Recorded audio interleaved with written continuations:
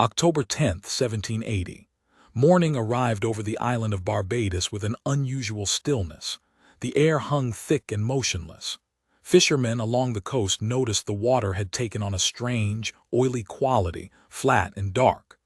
The sky to the east showed bands of high cloud, thin and streaked, moving faster than the air at ground level. In Bridgetown, the colonial capital, merchants opened their shops as usual.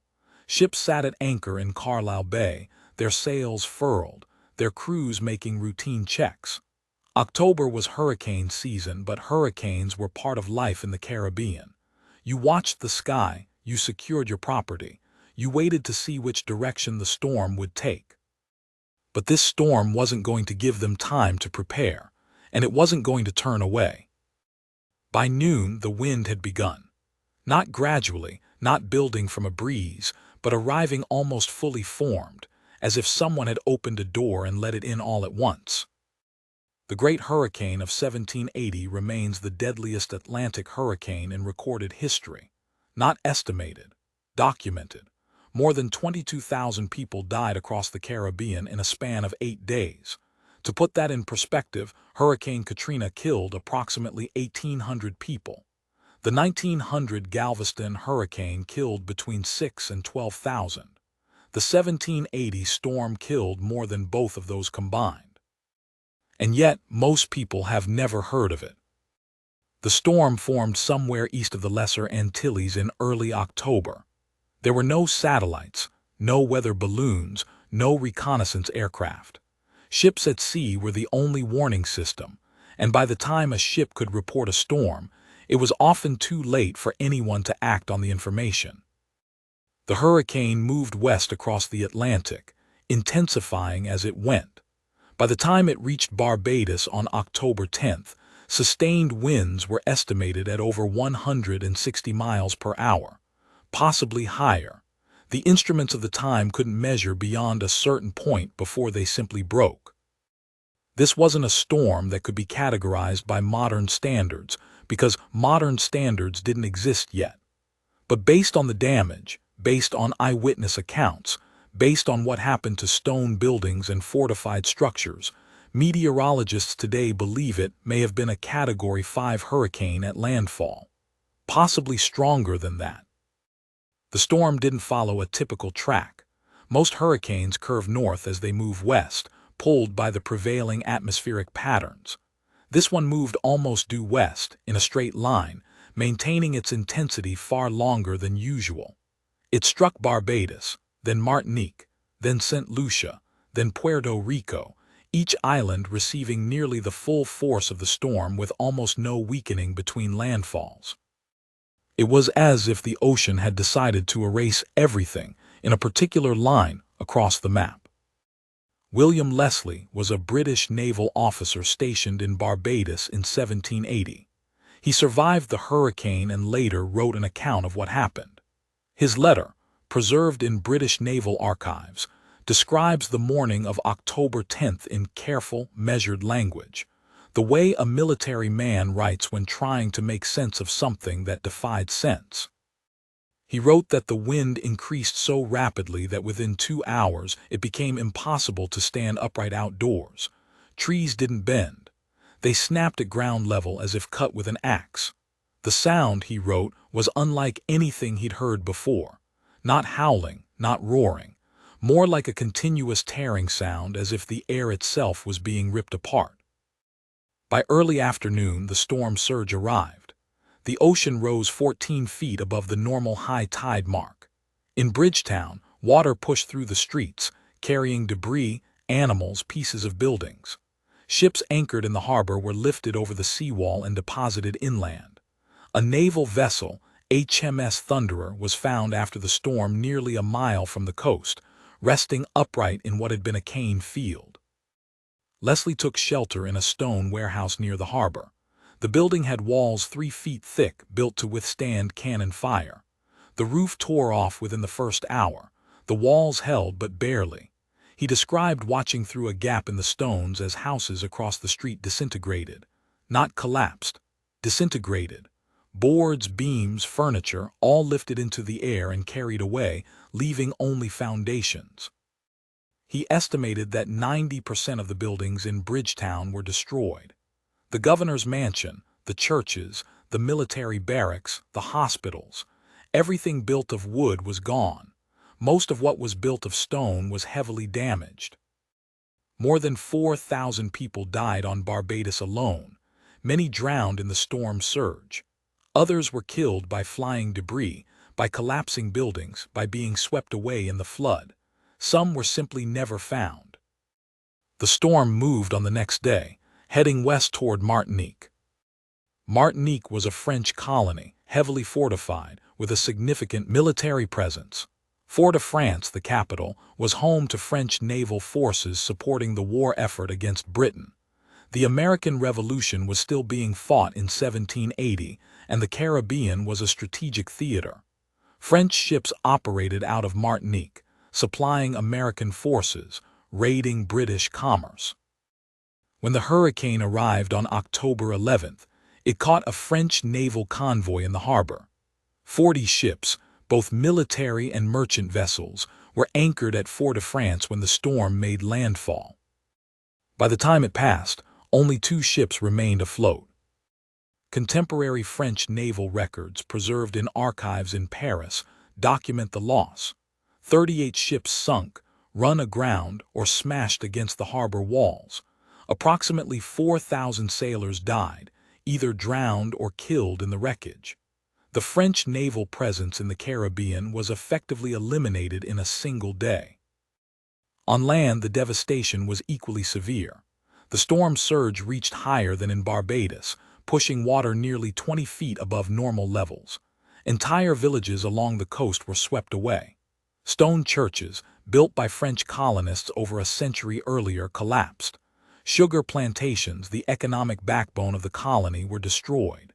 The cane fields were stripped bare, the mills wrecked, the storage buildings flattened. A French officer, Captain Jean-Baptiste de Traverse, wrote in his official report that the island looked as if it had been bombarded by artillery for days. But there were no craters, no burn marks, just absence. Where there had been forests, there was bare ground. Where there had been towns, there were scattered stones. The death toll on Martinique was estimated at 9,000 people, possibly more. Record-keeping collapsed along with everything else. Many of the dead were enslaved people working on plantations, and their deaths were often not officially documented. The storm continued west, St. Lucia, Dominica, each island reporting similar destruction, each island counting thousands of dead. But the hurricane wasn't finished. On October 18th, 8 days after striking Barbados, it made landfall near Pensacola, on the Gulf Coast of what is now Florida. By this time, the storm had weakened somewhat. It was no longer the monstrous Category 5 that had devastated the Caribbean, but it was still a major hurricane, with winds estimated at over 100 miles per hour. Pensacola was under British control in 1780, occupied by British forces as part of the ongoing war. The garrison there had no advance warning. Communication between the Caribbean and the mainland took weeks under normal circumstances. There was no way for news of the storm to reach them before the storm itself arrived. British military records from Pensacola describe the hurricane hitting the settlement on the evening of October 18th. The town's fortifications, built primarily of wood and earthworks, offered little protection. The storm surge flooded the lower town, and the wind destroyed most of the remaining structures. The British garrison lost several ships in the harbor, along with supplies and equipment. Casualty numbers from Pensacola are less clear than from the Caribbean, partly because the garrison was relatively small, and partly because records were lost in the storm itself. But dozens died, and the British position in the region was significantly weakened. The hurricane continued inland, weakening as it went, finally dissipating somewhere over the southeastern colonies, dropping heavy rain but no longer generating the catastrophic winds that had defined its path across the ocean. The aftermath in the Caribbean was a humanitarian disaster on a scale that's difficult to comprehend. Entire islands were left without food, without shelter, without clean water. The infrastructure for growing food had been destroyed. The ships that would normally carry supplies had sunk. The ports where those ships would dock were gone. Starvation became a real threat. In the months following the hurricane, death tolls continued to rise, not from the storm itself, but from disease, hunger, and exposure. Survivors had no tools to rebuild. The forests that would provide lumber were gone. The quarries were flooded. The roads were impassable. Relief efforts were slow and inadequate. Britain and France were at war. Neither country could spare significant resources to rebuild colonial possessions when those resources were needed for the war effort. Some supplies arrived, but not enough, and not quickly enough. The sugar economy, which had made the Caribbean colonies profitable, collapsed. It would take years to replant the cane fields, years to rebuild the mills, years to restore production. Some plantations never recovered. The demographic impact was profound. Thousands of enslaved people died in the storm, and thousands more died in the aftermath. The enslaved population, which had no legal rights and minimal resources even in normal times, suffered disproportionately. They received the least aid, had the least access to food and shelter, and were often forced to begin rebuilding under brutal conditions while still recovering from the disaster. The hurricane fundamentally changed the balance of power in the Caribbean. The French fleet was gone. British positions were weakened. Spanish territories, which had been less affected, suddenly found themselves with more regional influence. The storm didn't end the American Revolution, but it shifted the strategic landscape in ways that affected the war's final years. In the American colonies, news of the hurricane arrived slowly, carried by the few ships that managed to make the journey from the Caribbean in the storm's aftermath. Newspapers in Philadelphia, Boston, and Charleston printed accounts from survivors, often weeks or months after the events described. The storm was discussed in the Continental Congress. There were debates about sending aid, about whether the colonies, barely able to support their own war effort, could spare resources for Caribbean relief. Some aid was sent, but it was limited, and it arrived late. For most Americans, the hurricane remained a distant catastrophe, something that happened elsewhere to other people. The war was closer, more immediate. The hurricane, terrible as it was, became a footnote. But in the Caribbean, the storm never became a footnote. It became a dividing line. There was before the hurricane and after the hurricane. The dead were mourned. The lost were remembered, and the survivors carried the memory of those 8 days in October for the rest of their lives. Modern meteorologists, looking back at the historical records, have tried to reconstruct the hurricane's path and intensity. They've studied ship logs, military reports, personal letters, anything that might provide data. They've compared the damage descriptions to known hurricane impacts, trying to establish wind speeds and storm surge heights. The consensus is that the Great Hurricane of 1780 was likely one of the most intense hurricanes ever to strike the Atlantic basin.